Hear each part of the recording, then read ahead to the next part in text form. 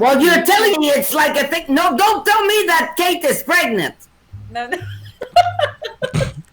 Oh, holy shit was the tabernacle. What is it? He's gonna go into priesthood? I, I said I like all your theories, Sin. I like all of them, but they're all wrong. And you have to ask him. He told me. He said he didn't tell you yet, and I have to respect his wishes. But it's a hell of a doozy. Let me tell you. No, no, no, no. I'm gonna call him now. You call him later. Maybe we'll see. Maybe he's gonna be mad that I told you that. Here's some news. We'll see. But it's nice to see all of you people. It's the best crew. My mom, my girlfriend, Eva, the number one, and Pepe's mom, the basic people, the one who didn't want to let us go. Thank you for being here. That's so fun. What's great is we're still recording this anyway, so it's good because we'll have the recordings for later if we want to share it with other people, and it's so nice to have you here as always. This is not the longest one. It's probably gonna be the shortest session in the series. I figure, but I do want to talk a bit about it because I know a lot of people have a hard time with their notifications. I know you get a lot of them. And I want to give you my tips and tricks to how I manage it. Certainly, I know Alex and my mom can gain from this, and I'm sure you, Eva and Christina, can also gain a lot from this concept. It's also great for relaxation and not thinking too much about, like what's happening on your phones. Exactly, because that's the proximity of this episode with the relaxation episode. I don't think you can actually relax if you're constantly hearing a little sound or a little bell on your back.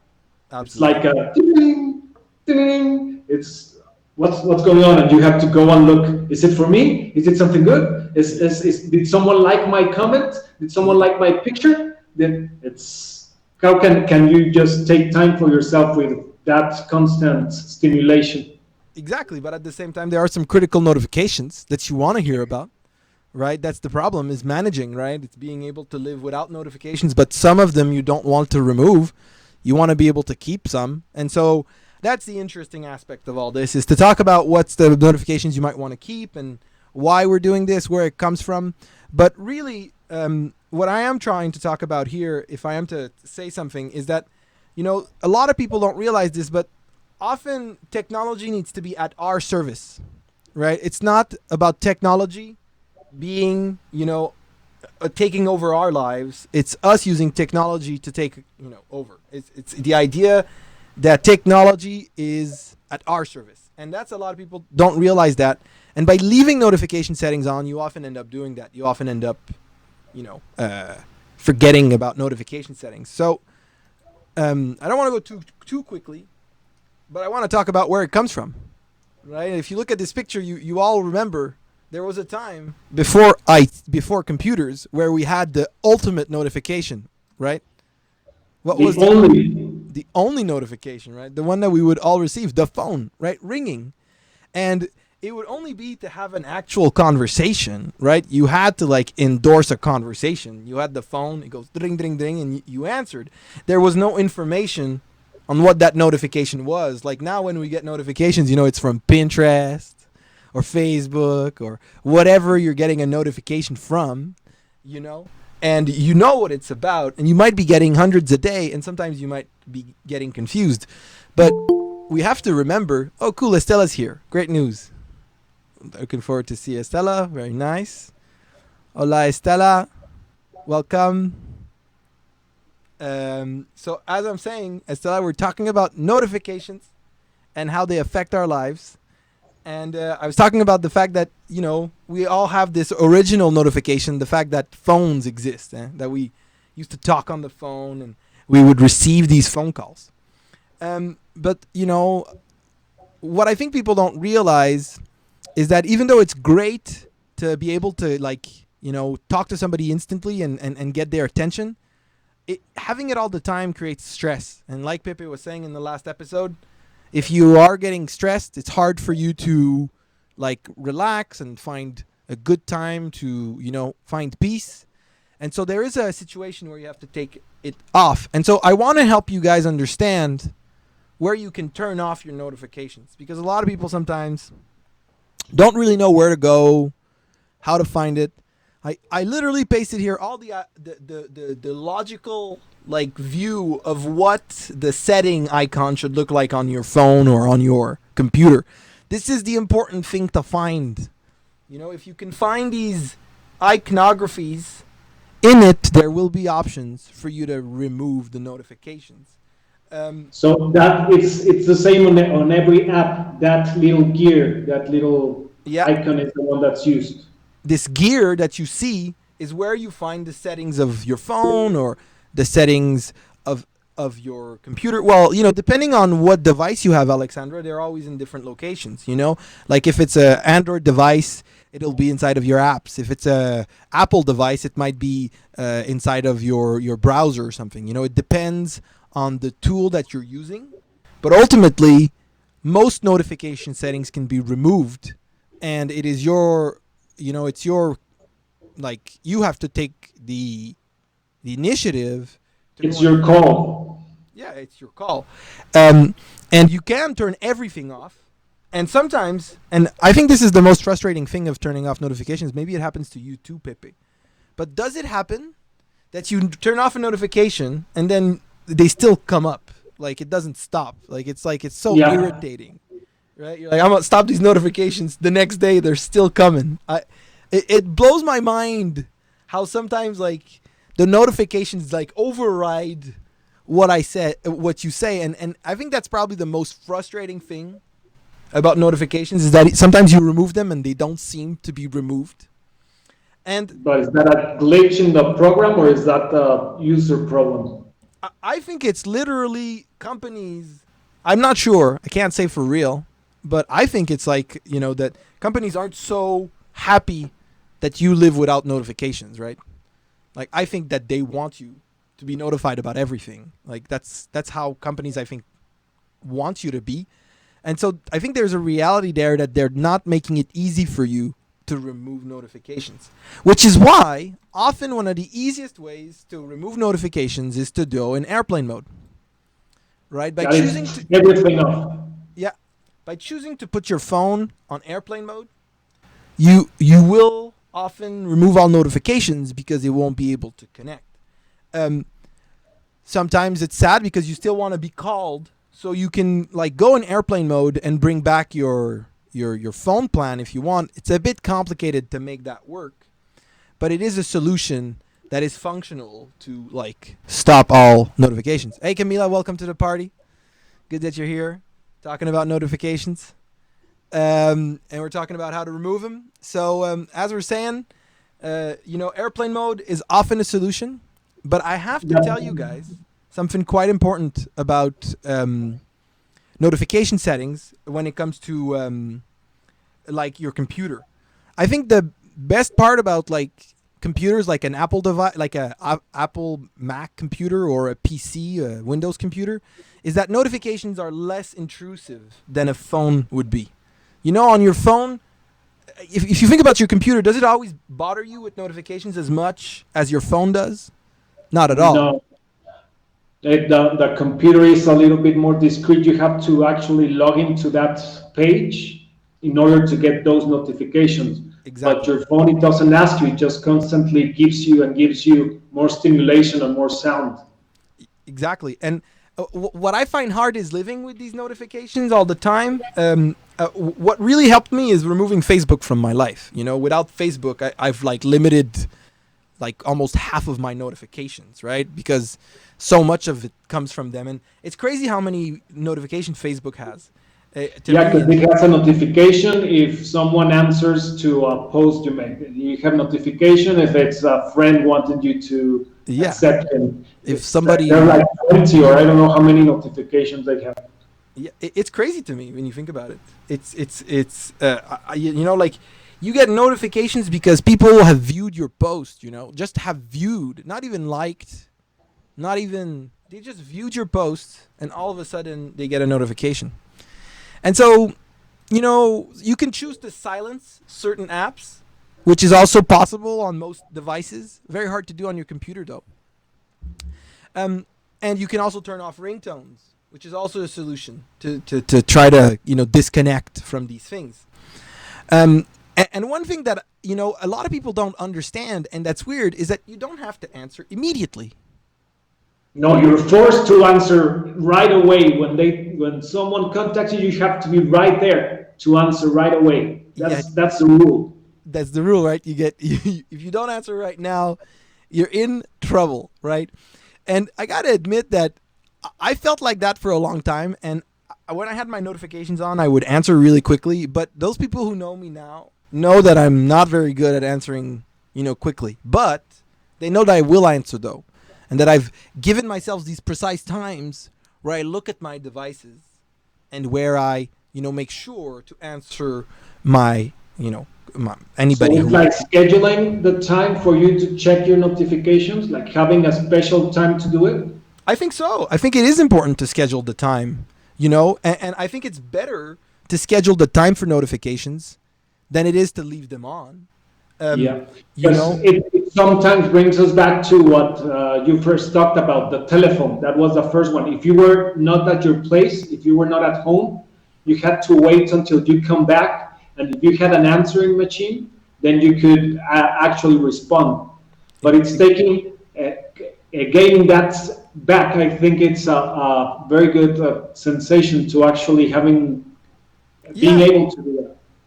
I totally agree, and you got to get back to it. And if I can remind you of something, it might not look like a big thing to take 2 minutes to check out your notification, but when you're doing it 200 times a day, 100 times a day, it comes up to 3-4 hours of time of just lost time, where it would be much more efficient if you went through it like all together. And I think that we used to be good at this, when we had mail and when we had email and when it wasn't like all these smartphones, we were managing notifications much better.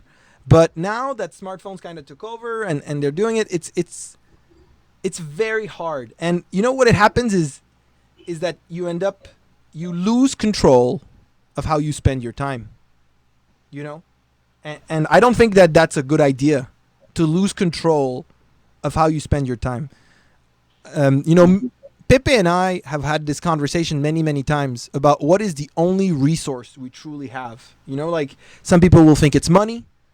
Some people will think it's, the house we have, the family we have, the contacts we have. But really, the only thing we really have in life is our time. It's the only thing that you have. And so if you're actually interested in having a better life, you have to control how you spend your time. It's more important to think about that than it is to think about your money, right? It's crazy, but it is.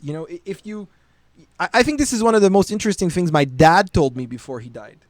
My mom could maybe attest for this, but before my dad died, he told me, James, I spent all my time trying to make money, and I didn't use my time for the people I loved and with the people I cared for. And he had regrets because of that, because he realized that it wasn't money that was important. It was his time. And he lost a lot of his life realizing the importance of time. And, if you take so much of your time looking at notifications in a day, it's gonna be... Yeah, and the thing is that it's not like you won't be looking at them. It's only by seeing them and using them in a different approach. If you just join them all together, you just uncheck them really fast instead of doing 1 second to pick the phone up, 1 second to look at it, 2 seconds to read it, and then put it down again. Instead of when having them all together, you can just select them and take them all out, and make them go. Yeah, and you'll tend to get less heated also at smaller moments.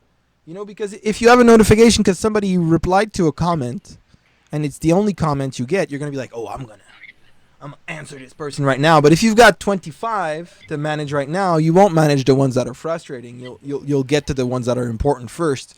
You'll maybe answer those first.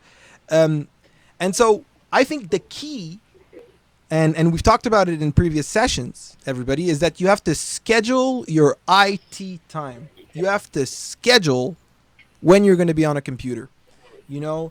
And I think the best way to do it is to set a precedent, to know that people are going to get an answer at a certain time. So if you always check in the morning and you always answer in the morning, people are going to expect an answer in the morning. If you always check in the afternoon, people are going to expect an answer in the afternoon. People know that I don't answer messages, you know, after like 6 p.m. You send me a message at 6 p.m., I don't care. I don't care.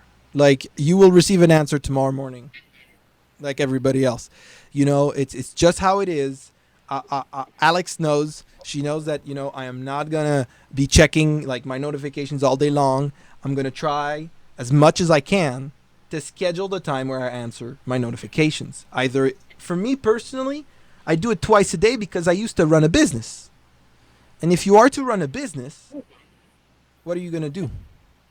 You know, you have to be there. You have to answer. You have to. Yeah. And so you can't just like, I'm sure Eva has the same problem. She's running a hotel. She has to answer a bunch of people, you know, like, and they want an answer right now, you know, like, give it to me now. And so how do you manage that, right? Well, you have to schedule your IT time strategically. You don't have to check your notifications all the time, but if you check it at 9 in the morning and you check it at 1 in the afternoon and you check it at 5, people are going to get their answers. They're going to get it at a respectable time, and you'll be much less stressed and you'll be able to focus on the rest of your stuff. But it doesn't mean that you don't spend time on it. It just means that you schedule it. For me, it's a big deal. And I think that you guys can also do better by just thinking about when you turn on your computer or your phone. And another important factor there, James, is that the mind starts getting like fractions, because you don't have an enough time slot to actually complete a task. It's always being interrupted. Yes. So you start losing the ability to actually focus for longer periods of times in a task.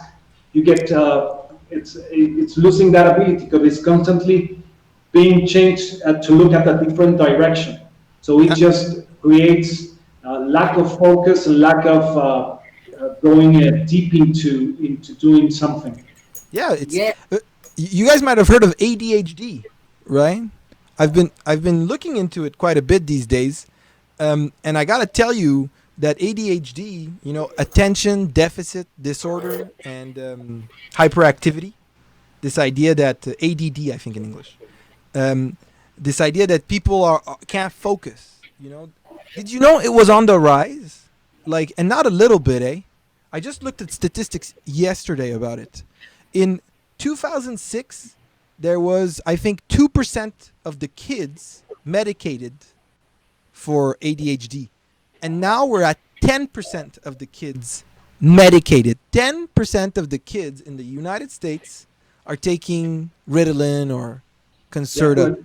How would you be able to focus if you're constantly being stimulated and bombarded by little sounds and another image and another thing? It's like a computer. If a computer, you just throw different images, you're gonna load it without structure, and it's a messy desktop if you have everything like that. Yeah, and it's to me, I think it's crazy that we're fixing all this like ADHD issues, this focus issue with like pills, when we clearly caused the problem with our technology, with our use of our education system. Like, there is no doubt to me that the education system like creates ADHD. Like, it makes people that way. It's just so clear to me because we're teaching kids to like try to sit down. Think about this. Like, they're giving kids that are in preschool medication to sit still. You know, 20 years ago, if you were 4 or 5 and we asked you to sit down and you didn't, we just thought you were normal, right? That's normal. A kid who is 5 that can't sit down is basic normal, right? It's not a kid that has a problem with deficit disorder. But in 2020, that kid might be getting medication at the age of 5. His brain isn't even stay still. And just in the period of their lives, when they need to move the most, that's when their muscles are forming, and that's where their joints are getting their correct form. It, So, yeah, we're doing everything a little bit backwards there. it Yeah. it's a bit crazy to me that we're doing it this way. And you know, we like to think that we can fix it with like a pill, but ADHD is not you know, it is a real disease, but it's not 10% of our population. It's not 20% of our population. You know, it's like 1.5% of our population, maybe 1% of our population. So who is this new 9%, right? Is it, what is it? It's an interesting debate. And by the way, if you go online right now, it's one of the most intense debates that exist. Right now, the ADHD debate is all through it. And, you know, I don't know where to stand on it. I just know that having all these notifications can't really help. Yeah, Alexandra says that At in the France age of- they used to 5 years ago, they wanted to give pills to kids who were too hyperactive at 3. Think about that. Your brain isn't even developed. It's nowhere. Can you imagine at 3 when like you actually need to move? You like it was just crazy. It didn't pass, and thank God, because they changed the president at that time. But it was just something that I read, and I was like, how is it even like possible that like professionals are like will agree with that? Will say, yeah, of course, like we're just gonna give me more pills so then we can just like sleep the entire day and we don't have to take care of these kids anymore. Yeah. It's basically what they're thinking. Yeah, well, you know, like it's like if you can't be perfectly subservient, you know, if you can't follow all the, you know, if you can't fit this little weird square that nobody fits in, you know, you're sick, you know, you're broken. I don't know. I have a hard time with all this. And, you know, I've seen a lot of kids. I've seen a lot of adults. I think there's way more people that have deficit disorders than people that have, you know, proper attention. You know, like I don't know, like No, I think with change, so we've come to a place where most adults cannot stay put in a place for more than 20 minutes without having to look at something or check or take their phone out. If you go to any place, that I've never seen a person that doesn't take the phone out 5 minutes after they sat down. So always trying to see what's going on. It's always looking for that extra something that it's not in their present moment. It's not where they are. I think you're right, Pepe, and I think that what's even worse about that is that some people feel anxious. You know, they feel stressed because they're not checking their phones. You know, like I've been there. You know, I don't want to say I haven't been there. Like I have delved in technology to the deepest, you know. And I was moments where I was like, I need to know. Like I need to check my phone. My mom remembers, right? There was Yeah, I check my phone to make myself important. yeah, and then there was a moment about, I don't know, like maybe 3 years ago or something, where like my mom noticed. She's like, James, you're not checking your phone anymore. I'm like, no, you know, enough, you know, of this stress for no reason. But if you have it in your pocket, it's really hard to actually resist the temptation if you're just waiting for someone or waiting for something to happen to not take it out. Yeah. It's like right there. Is why not do it? Just quickly, let's see if there's something new. Yeah, and I think that one of the hard things in all this is to realize the blessings that we have in technology. I keep talking in these like sessions where, you know, this is bad, but I really want to take the time here today about to tell you what's the blessing of computers. And I put 3 blessings and I put 3 demons. All right, so 3 good that's things, good. 3 things to Blessings and demons. Yeah, well, I didn't say demons. I said damnations. That's what I said, because I figured it was a word that was good in all 3 languages. The damnation of technology and the blessings of technology. So you guys, if you can tell me if you agree with me on these things, but these are the 3 blessings, okay? Email, agendas, and duplication. Email, agendas, and duplication. Let's talk about it a bit, okay? So the first blessing, the blessing of email. It's fast, it's clear, it's efficient communication when you want it and how you want it. You can attach messages, you can put links, you can communicate directly with people. Email is generally not the most, arrogant notification. You don't get infinite notifications. It's not intrusive. You don't usually get a response if they have read it. It has to be programmed. So There's no likes. There's no you've received no emails today. Are you okay?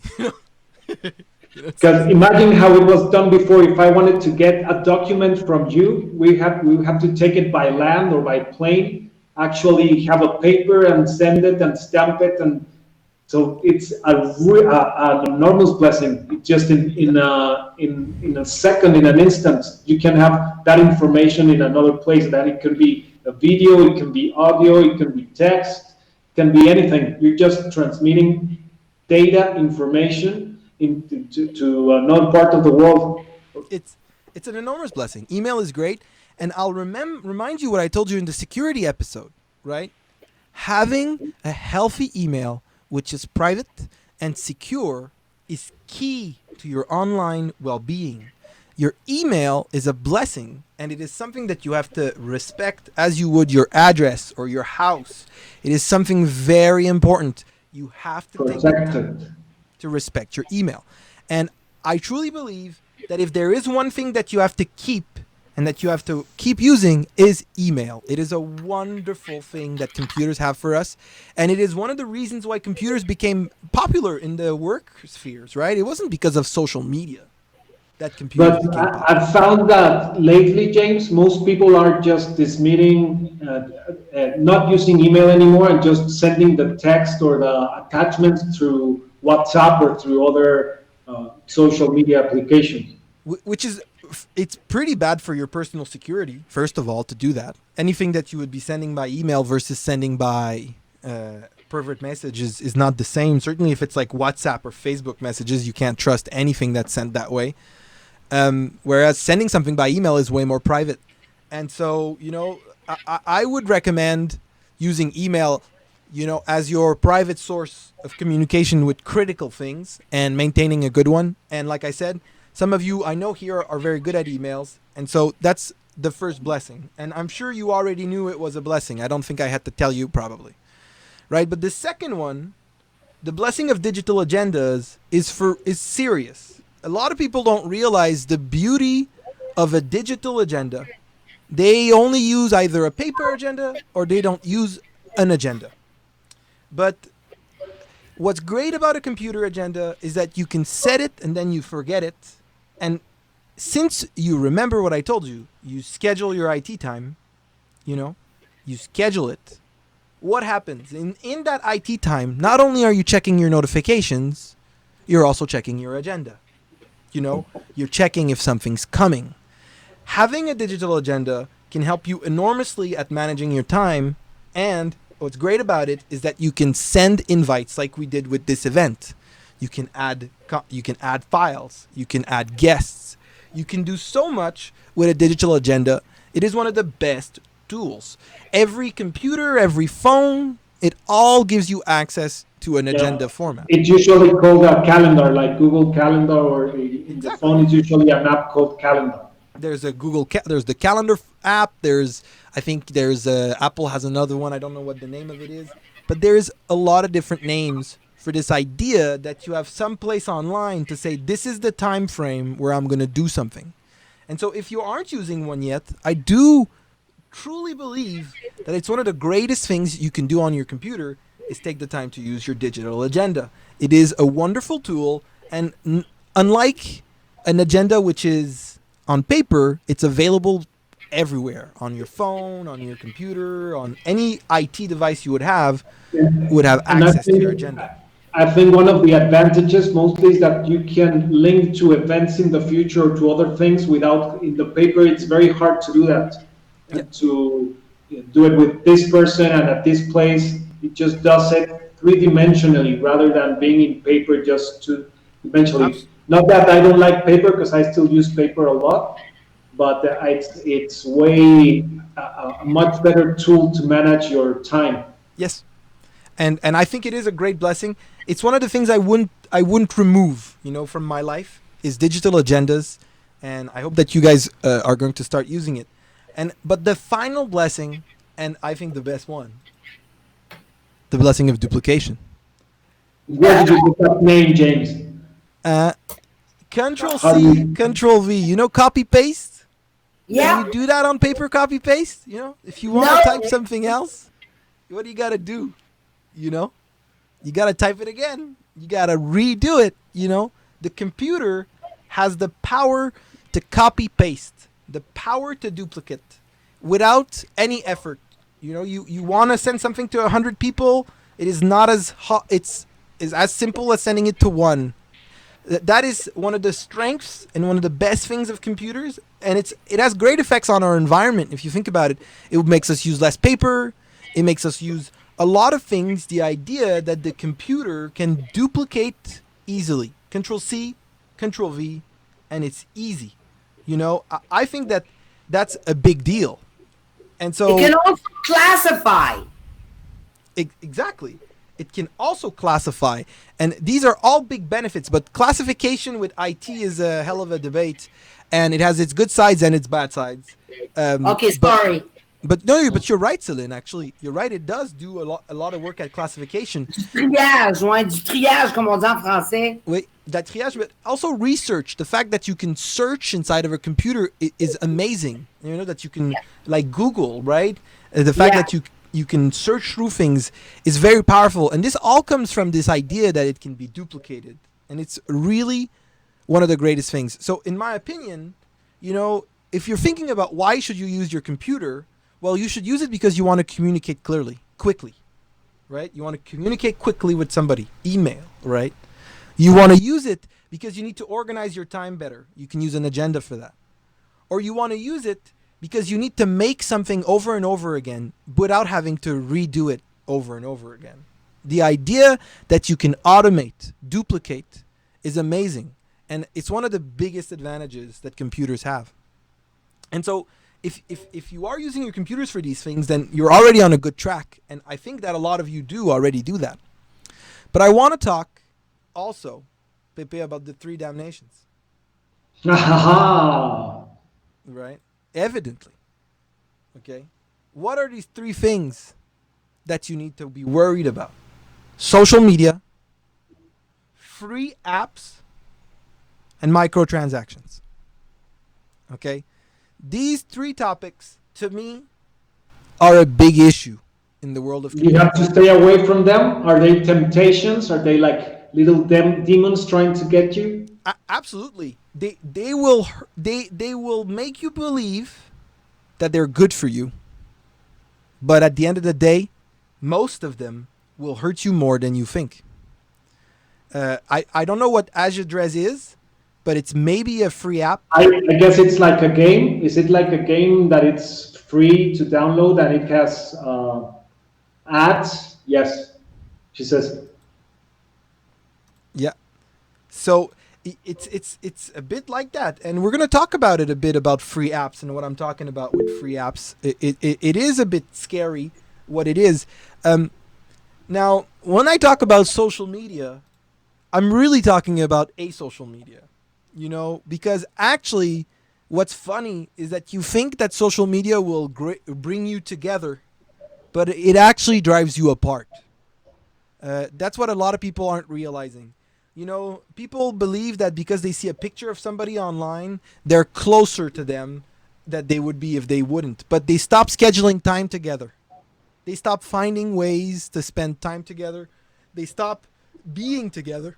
And when I quit social media, I started realizing who my real friends were. I started realizing who I wanted to spend time with. And yes, social media is Facebook.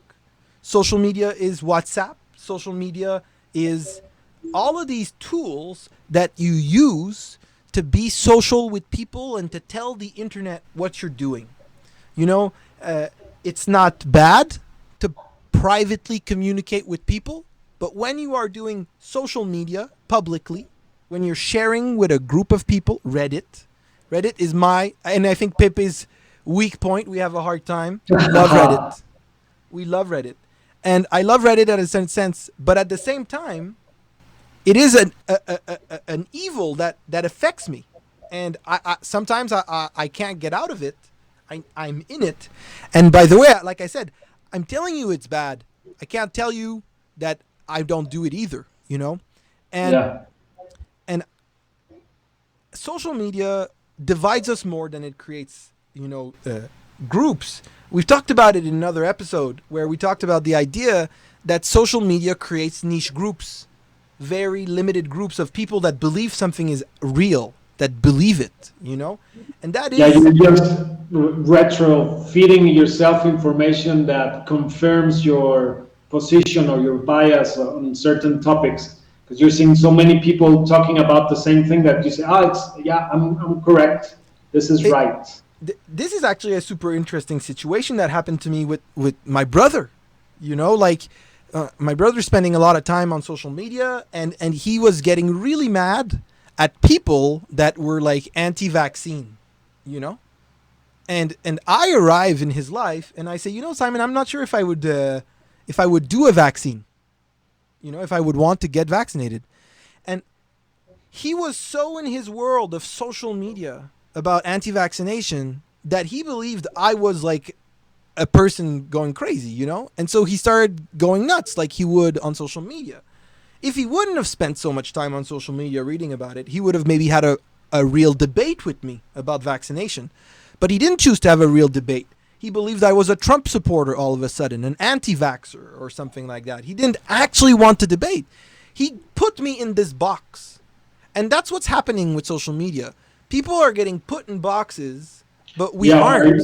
Are you pro this or against this? Are you white or are you black? Are you this or this?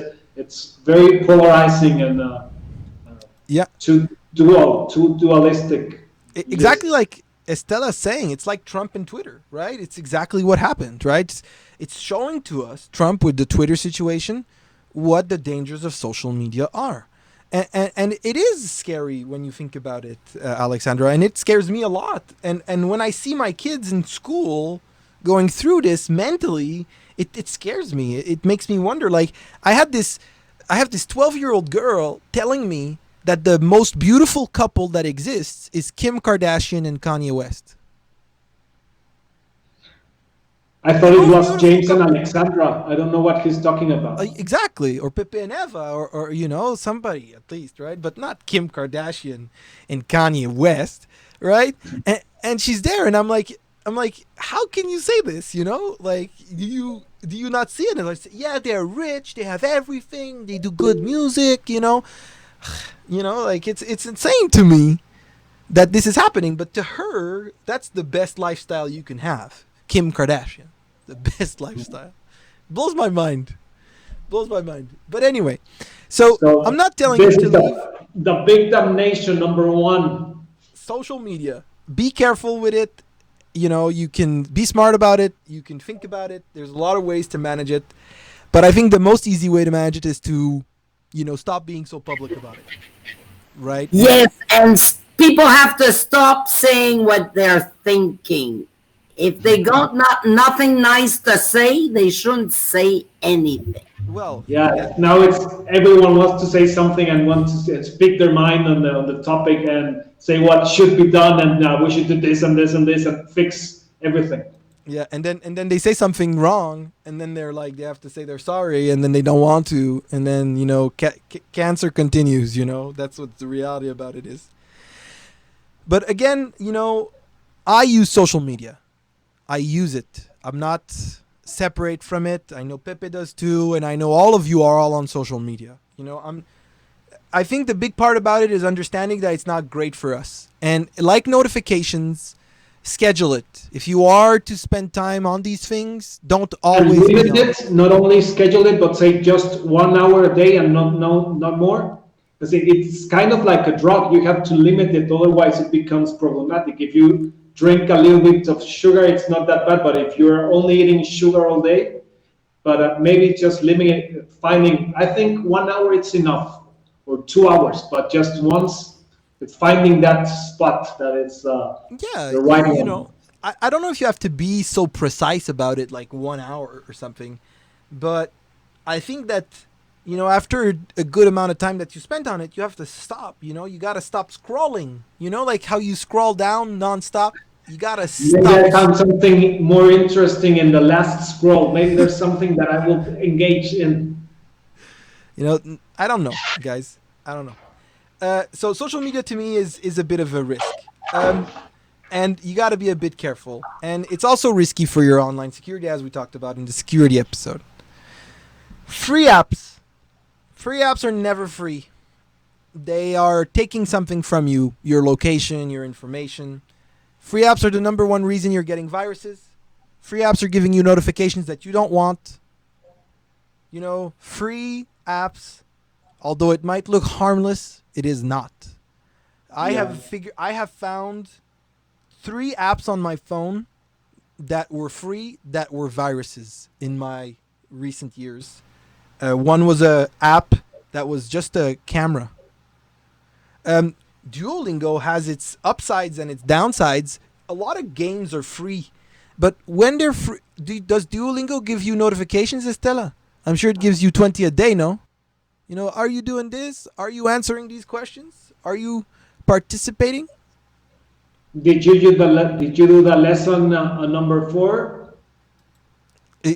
I know, you know, like, and I'm not saying Duolingo is bad. I am saying that you're doing something. If you're on Duolingo and you're participating, there's something happening, right? There's information getting taken. Now, Duolingo is a very trustworthy app in a sense because it's very popular. There's a lot of people that use it and they are held to a standard. So, Estela, if you're wondering about Duolingo, I wouldn't stress too much about it. But if you find a free app that isn't very popular, something that you don't know. Because the thing is with Duolingo, I think there's a free version and there's a paid version. The free one is the one that they have a banner in the bottom and they're constantly cycling ads depending on your age and your thing. That's why it's free. But if you pay the subscription, you stop receiving all this extra stuff that's coming into your feed. Absolutely. And I'd be careful every time you take a free app. Don't think that because it's free that it's necessarily good. Now, if I look at my phone right now and I wonder what free apps I have, you know, I have like 2 or 3 free apps here that are interesting, you know, but really, you know, like I have a game here. All the other ones are services, you know, like PayPal is a free app or your bank is a free app, but it's not really free because you have a bank account, you know. So really what free apps I have, not much, but Shazam. I have Shazam. Do you guys know what Shazam is? It's an app that listens to the music in the background and tells you which song it is or which artist plays it. That's what Shazam is. And by the way, it's a free app. And do you know, if you don't deactivate it, Shazam will listen in on all your conversation. You download Shazam, and everything you do, Shazam will listen. And it might tell you the music, but it's also listening all the time. I doubt that when you downloaded Shazam, you were interested in it listening to everything you were doing. So I think that's a bit of a scary situation, and free apps are a big deal. And if I am to give you the last damnation, the final one, microtransactions. Maybe some of you don't really have this, but there's a lot of like computer phone pieces and things like that are like, oh, you don't have to pay me. Just pay me like $2, $5, you know, and pay me later another $2 or $5. And then pay me $2 or $5. I don't think you guys are very much affected by this, but Celine and I Celine's brother-in-law and my uncle got really destroyed by this because I don't want to name him, but my mom knows who she is. What he did is he got into a game with a lot of microtransactions in them. And when you're spending $5 each day, $5 each day is way more expensive than $100 a month. And $100 a month is a lot of money. So You know, $5 each day is $150 a month. It doesn't sound serious, but as you're doing it, it hurts. And you know, I've seen people spend, and I'm saying like, you know, $20,000 on microtransactions, $40,000 on microtransactions.